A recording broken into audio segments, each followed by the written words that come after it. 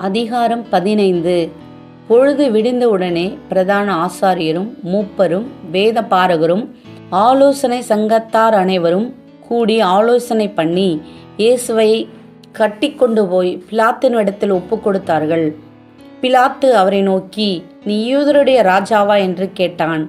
அதற்கு அவர், நீர் சொல்லுகிறபடிதான் என்றார். பிரதான ஆசாரியர்கள் அவர் மேல் அநேகம் குற்றங்களை சாட்டினார்கள். அவரோ மாறுத்தரம் ஒன்றும் சொல்லவில்லை. அப்பொழுது பிலாத்து மறுபடியும் அவரை நோக்கி, இதோ இவர்கள் உன்மேல் எத்தனையோ குற்றங்களை சாட்டுகிறார்களே, அதற்கு நீ உத்தரவு ஒன்றும் சொல்லுகிறதில்லையா என்று கேட்டான். இயேசுவோ அப்பொழுதும் உத்தரவு ஒன்றும் சொல்லவில்லை. அதனால் பிலாத்து ஆச்சரியப்பட்டான்.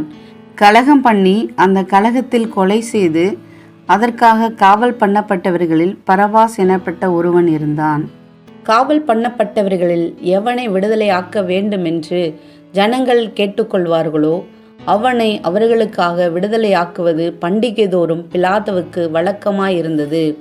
கலகம் பண்ணி அந்த காலத்தில் கொலை செய்து அதற்காக காவல் பண்ணப்பட்டவர்களில் பரபாஸ் எனப்பட்டவன் ஒருவன் இருந்தான். ஜனங்கள் வழக்கத்தின்படியே தங்களுக்கு ஒருவனை விடுதலையாக்க வேண்டுமென்று சத்தமிட்டு கேட்டுக்கொள்ள தொடங்கினார்கள். பொறாமையினாலே பிரதான ஆசாரியர்கள் அவரை ஒப்பு கொடுத்தார்கள் என்று பிலாத்து அறிந்து அவர்களை நோக்கி, நான் யூதருடைய ராஜாவை உங்களுக்கு விடுதலையாக்க வேண்டும் என்று இருக்கிறீர்களா என்று கேட்டான். பரபாசை தங்களுக்கு விடுதலையாக்க வேண்டும் என்று ஜனங்கள் கேட்டுக்கொள்ளும்படி பிரதான ஆசாரியர்கள் அவர்களை ஏவி விட்டார்கள்.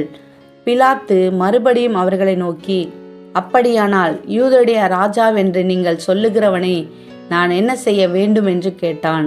அவனை சிலுவையில் அறையும் என்று மறுபடியும் சத்தமிட்டு சொன்னார்கள். அதற்கு பிலாத்து, ஏன், என்ன பொல்லாப்பு செய்தான் என்றான். அவர்களோ அவனை சிலுவையில் அறையும் என்று பின்னும் அதிகமாய் கூக்குரலிட்டு சொன்னார்கள். அப்பொழுது பிலாத்து ஜனங்களை பிரியப்படுத்த மனதுள்ளவனாய் பரபாசை அவர்களுக்கு விடுதலையாக்கி இயேசுவையோ வாரினால் அடிப்பித்து சிலுவையில் அறையும்படிக்கு ஒப்பு கொடுத்தான். அப்பொழுது போர் சேவகர் அவரை தேசாதிபதியின் அரமனையாகிய மாளிகையில் கொண்டு போய் அவ்விடத்தில் போர் சேவகருடைய கூட்டம் முழுவதையும் கூடி வர செய்து சிவப்பான மேலங்கி அவருக்கு உடுத்தி முள்முடியை பின்னி அவருக்கு சூட்டி, யூதருடைய ராஜாவே வாழ்க என்று அவரை வாழ்த்தி அவரை சிரசில் கோலால் அடித்து அவர் மேல் துப்பி முழங்கால் படியிட்டு அவரை வணங்கினார்கள்.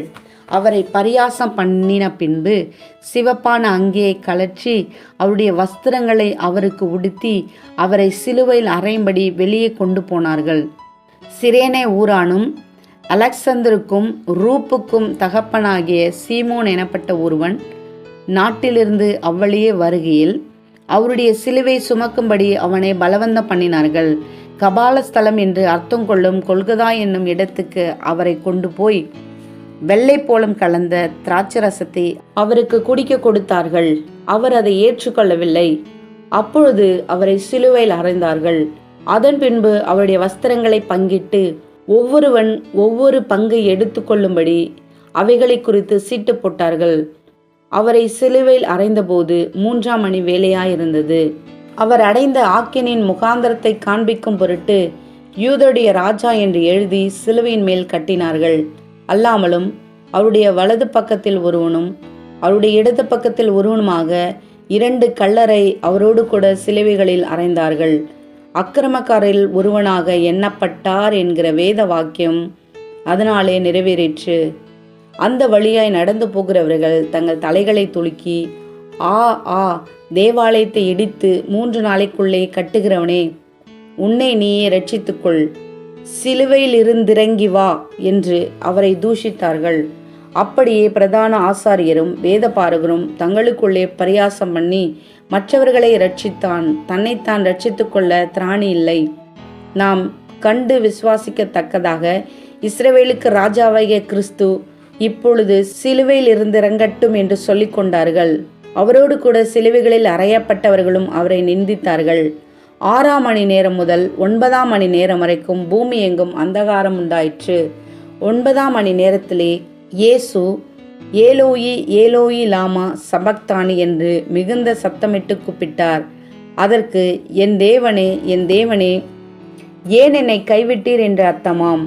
அங்கே நின்றவர்களில் சிலர் அதை கேட்டபொழுது, இதோ எலியாவை கூப்பிடுகிறான் என்றார்கள்.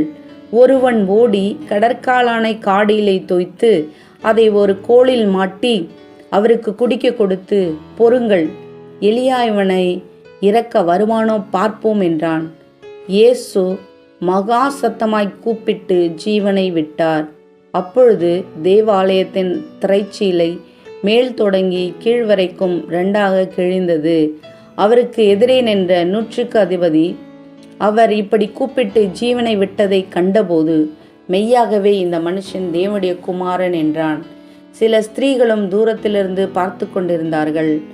அவர் கலிலேயாவில் இருந்தபோது அவருக்கு பின் சென்று ஊழியம் செய்து வந்த மகதலேனா மரியாளும், சின்ன யாக்கோப்புக்கும் யோசேக்கும் தாயாகிய மரியாளும், சலோமே என்பவளும், அவரோடு கூட எருசலேமுக்கு வந்திருந்த வேறு அநேக ஸ்திரீகளும் அவர்களோடு இருந்தார்கள்.